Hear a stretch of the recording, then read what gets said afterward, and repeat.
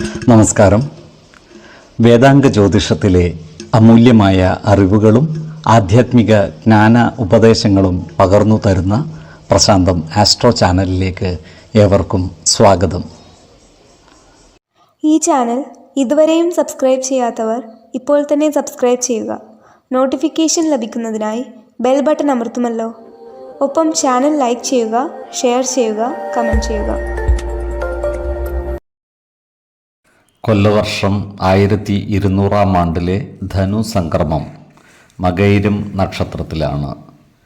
ധനു 1-ാം തീയതിയിലെ ഗ്രഹനില അനുസരിച്ച് മേടം രാശിയിൽ ഗുളികനും, എടവത്തിൽ സർവേശ്വരകാരകനായ വ്യാഴവും, മിഥുനം രാശിയിൽ ചന്ദ്രനും, കർക്കിടകത്തിൽ കുജനും, കന്നിരാശിയിൽ കേതുവും, വൃശ്ചികത്തിൽ ബുധനും, ധനുരാശിയിൽ ആദിത്യനും, മകരത്തിൽ ശുക്രനും, കുംഭം രാശിയിൽ ശനിയും, മീനത്തിൽ രാഹുവും സ്ഥിതി ചെയ്യുന്നു.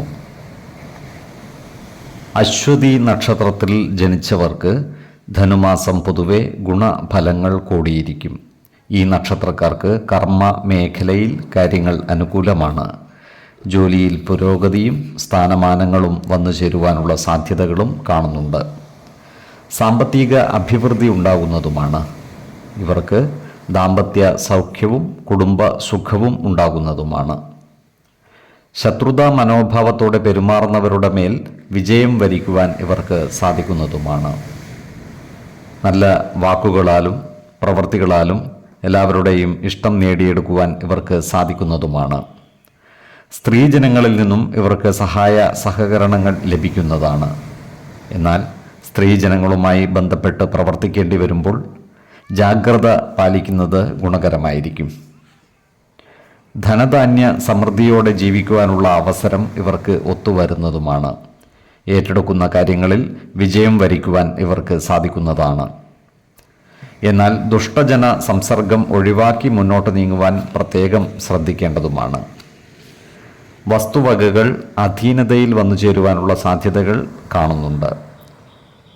പിതൃ സ്വത്തുവകകൾ ഭാഗം വെച്ച് കിട്ടാനുള്ളവർക്ക് അത്തരം കാര്യങ്ങളുമായി മുന്നോട്ട് നീങ്ങുന്നതിന് അനുകൂലമായ കാലമാണ്. ദേവാലയങ്ങളുമായി ബന്ധപ്പെട്ട് പ്രവർത്തിക്കുന്നവർക്ക് അനുകൂലമായ കാലമാണ്. വിശ്വാസികളായവർക്ക് അവരവരുടെ കുടുംബ ദേവാലയങ്ങളിൽ സജീവ സാന്നിധ്യമാകുന്നതും ദേവാലയങ്ങളിലെ അടിയന്തരാദി കർമ്മങ്ങളിൽ ഭാഗവാക്കാകുന്നതും ഗുണഫലങ്ങൾ പ്രദാനം ചെയ്യുന്നതാണ്.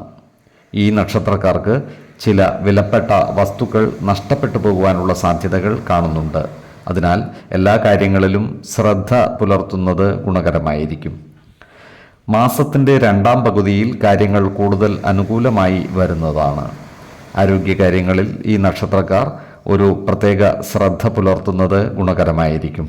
പ്രത്യേകിച്ചും ശിരസ്സുമായി ബന്ധപ്പെട്ട അസുഖങ്ങൾക്ക് മരുന്ന് കഴിക്കുന്നവർ കൃത്യമായ വൈദ്യ പരിശോധനകൾ നടത്തുന്നതും ഡോക്ടർമാരുടെ നിർദ്ദേശമനുസരിച്ചുള്ള മരുന്നുകൾ മുടങ്ങാതെ കഴിക്കുന്നതും ഗുണകരമായിരിക്കും. 5, 21, 30 തീയതികൾ അനുകൂലമാണ്. ഈ നക്ഷത്രക്കാർ ജനിച്ച സമയത്തെ അടിസ്ഥാനമാക്കിയുള്ള ജാതകത്തിലെ ലഗ്ന രാശിയുടെയും ലഗ്ന അധിപന്റെയും സ്ഥിതിയും ശുഭ പാപ ഭാവങ്ങളുടെ സ്ഥിതിയും ഓരോ രാശിയിലെയും ഗ്രഹങ്ങളുടെ സ്ഥിതിയും അനുസരിച്ച് ഇവരുടെ പൊതുഫലത്തിൽ ഏറ്റക്കുറച്ചിലുകൾ ഉണ്ടാകുവാനിടയുണ്ട്. കുടുംബ ദേവതകളെയും ഇഷ്ടദേവതകളെയും ഉപാസിക്കുന്നത് ഇവർക്ക് ആയുരാരോഗ്യ സൗഖ്യമേകും. ഇഷ്ടദേവതാ മന്ത്രം 108 തവണ ദിനംതോറും ലിഖിത ജപം ചെയ്തു വരുന്നത് ഇവർക്ക് സർവ ഐശ്വര്യങ്ങളുമേകും. നല്ല വ്യക്തി സാധനകളോടെയും ഉപാസനകളോടെയും മുന്നേറിയാൽ സർവേശ്വരാനുഗ്രഹത്താൽ ഇവരുടെ സർവകാര്യങ്ങളും മംഗളകരമാകും. നന്ദി, നമസ്കാരം. ജ്യോതിഷരത്നം പ്രശാന്ത് കണ്ണോം.